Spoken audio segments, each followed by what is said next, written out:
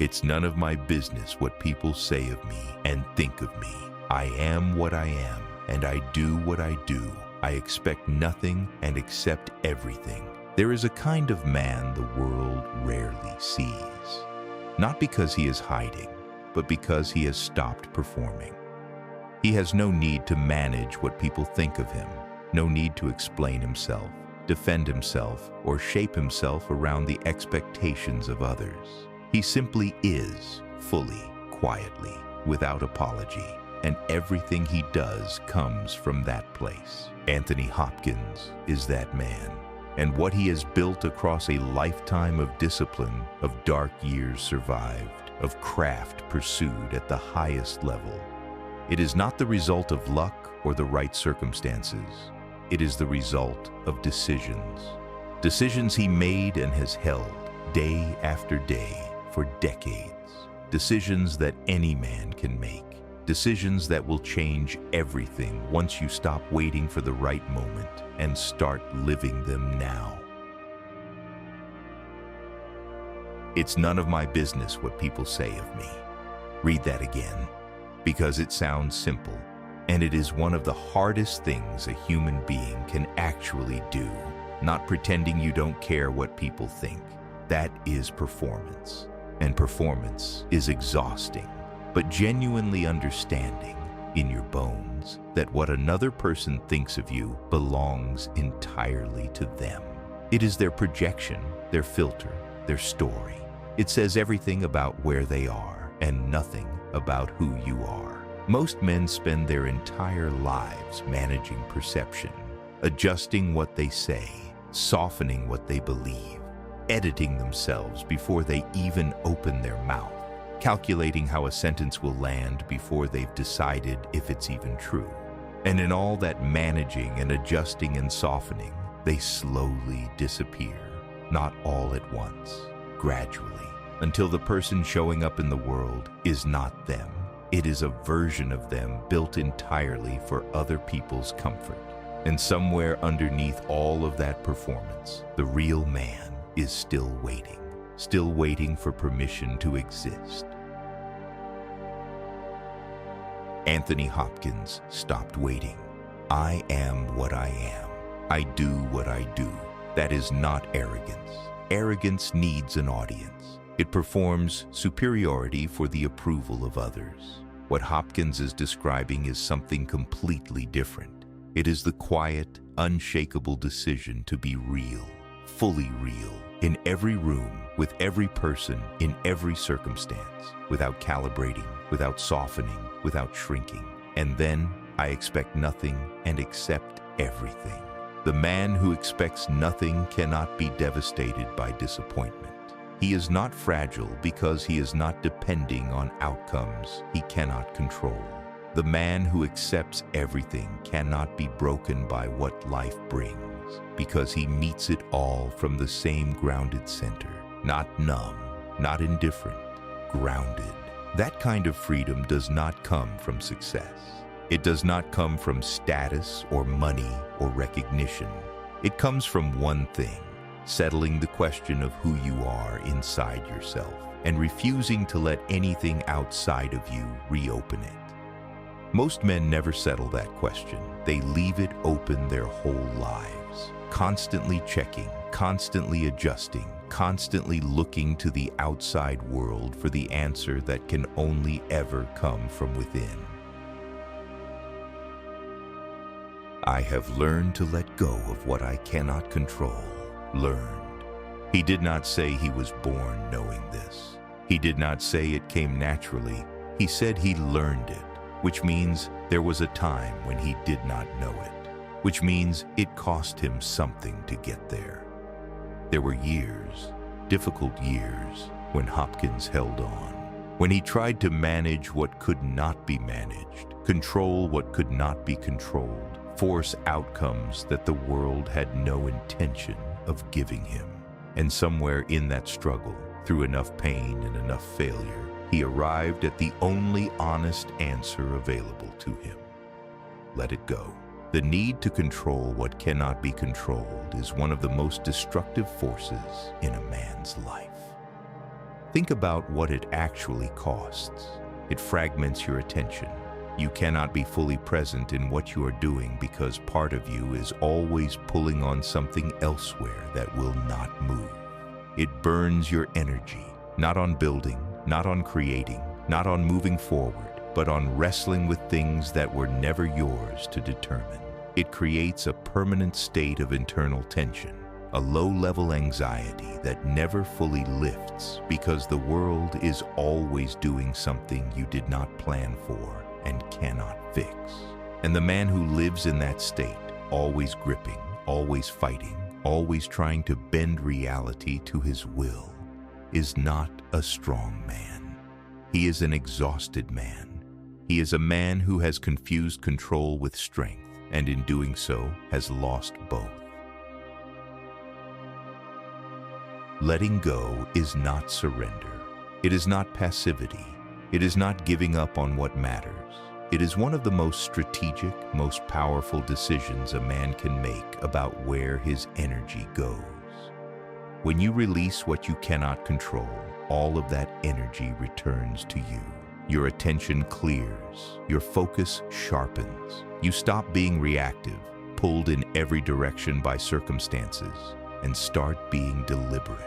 You put everything you have into what is actually within your reach, what you can actually shape, where your effort will actually land and produce something real. That is not weakness. That is a man who understands the difference between what belongs to him and what never did. And that man is dangerous in the best possible way. Discipline is the key to everything. Without it, nothing works. Not talent, not intelligence, not connections, not inspiration, not even the best intentions in the world.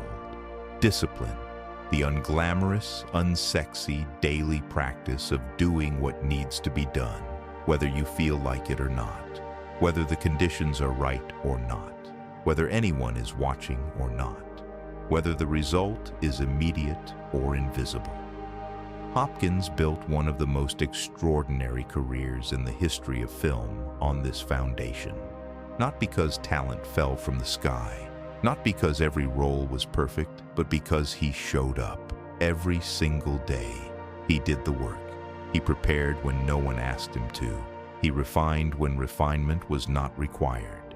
He held a standard, his own standard, when no external pressure demanded it. Most men understand discipline in theory. They nod when they hear it. They feel inspired when someone else talks about it. And then they go back to doing what they feel like doing when they feel like doing it. Because discipline is not exciting. It does not feel good in the moment. It does not reward you immediately. It asks you to sacrifice what is easy right now for what is possible later. And the gap between that sacrifice and that reward is long. It is quiet. It is full of days when nothing seems to be working and no one is noticing, and the only reason to continue is the decision you made about who you are going to be. And most men cannot hold that. They need the feeling.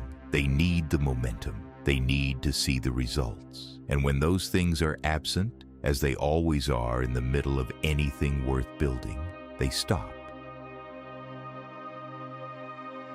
The man who does not stop is the man who builds discipline before he needs it. He builds it in the small things. The morning he does not feel like getting up, the session he does not feel like putting in, the conversation he would rather avoid, the work he would rather leave for tomorrow. He builds it there in the invisible moments until it becomes not something he does, but something he is. And from that place, from the inside of a man who has built real discipline, everything else becomes possible. His body responds because he shows up for it. His craft develops because he puts the hours in. His character deepens because discipline and character are built from the same material. When you know you can make yourself do the hard thing, you stop being afraid of the hard thing. And when you stop being afraid, the entire landscape of what is possible for you changes. Self-acceptance. the release of control, discipline, 3 decisions, 3 truths Hopkins has lived by, and every single one of them points toward the same destination, toward a life that is fully, completely, unapologetically yours. A life that does not shrink, a life that does not hold back, a life that uses every piece of what you were given. And that destination is defined by one final truth, the one that makes all of this urgent, the one that strips away every excuse and every delay and every reason to wait. I am not afraid of death. I'm afraid of not having lived fully. That is the sentence. Not death, not failure, not judgment, not pain. The only thing Anthony Hopkins is afraid of is arriving at the end of his life and discovering that he did not use it, that he held back, that he played it safe, that he let fear or comfort or what other people thought keep him from going all the way into who he was actually capable of becoming. Most men are afraid of the wrong things. They are afraid of trying and failing, afraid of being seen and judged, afraid of wanting something badly and not getting it. And so they protect themselves. They do not try too hard, do not want too much, do not invest too fully, so that if it does not work, they have not lost everything. They keep a piece of themselves in reserve, uncommitted, protected, and they call that wisdom. But it is not wisdom. It is the slow, quiet tragedy of a life half lived. Because the man who never fully commits never finds out what full commitment could have produced. The man who never fully tries never discovers what he was actually capable of. And the man who saves himself from failure by not trying saves himself directly into the deepest failure available, the failure of never having found out. Anthony Hopkins is telling you something right now. He is not whispering it. He has lived a life, a full, real, difficult, extraordinary life. And he is telling you from the other side of it that the only thing worth fearing is holding back. Be what you are, completely, without performance, without editing yourself for other people's comfort. Release what you cannot control. Stop burning your energy on ropes that will not move. Put everything you have into what is actually within your reach.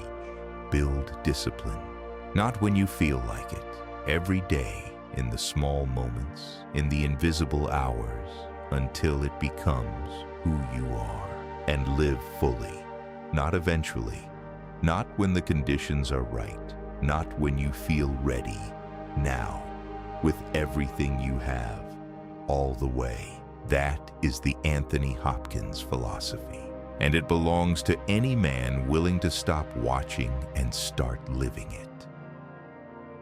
Stop waiting for life to happen. Start building it yourself right now. Always remember, if you can be anything in life, be a Stoic.